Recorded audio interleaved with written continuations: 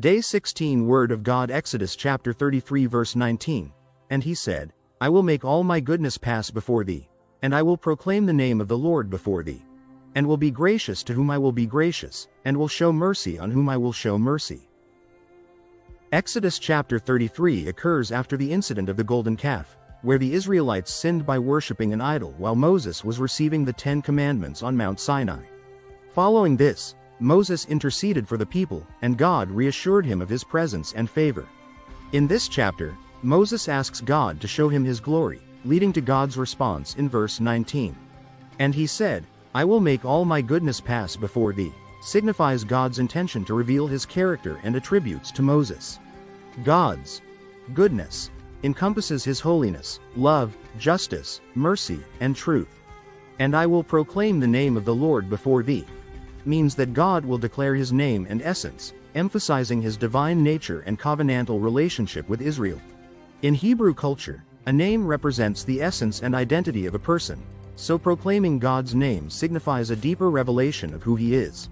And will be gracious to whom I will be gracious, and will show mercy on whom I will show mercy. Highlights God's sovereignty in dispensing grace and mercy. It underscores that God's grace and mercy are not earned but given according to his divine will and purpose. This statement reflects God's absolute freedom and authority in bestowing his favor. God's mercy to Israel. Despite Israel's repeated disobedience, God continually showed mercy, such as sparing them after the golden calf incident. Exodus chapter 32 verse 14. And providing for them in the wilderness. Deuteronomy chapter 8 verse 4. God's grace is evident in his dealings with individuals like David, who received forgiveness after his sin with Bathsheba. 2 Samuel chapter 12 verse 13. And Jonah, who experienced God's mercy despite his disobedience. Jonah chapter 3 verse 10. 4-2. Jesus exemplified God's grace and mercy by healing the sick, forgiving sins, and showing compassion to the marginalized. Matthew chapter 9 verse 36. Luke chapter 7 verse 13. The Apostle Paul highlights God's sovereignty in showing mercy, quoting this very verse in Romans chapter 9 verse 15 to explain God's sovereign choice in extending grace. Romans chapter 9 verse 14-16.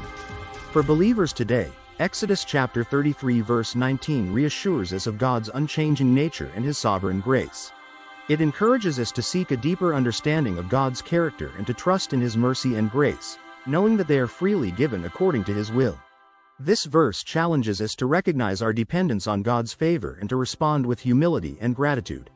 It invites us to reflect on God's past mercies in our lives and to trust in his continued goodness and faithfulness. God bless you and give you grace after grace.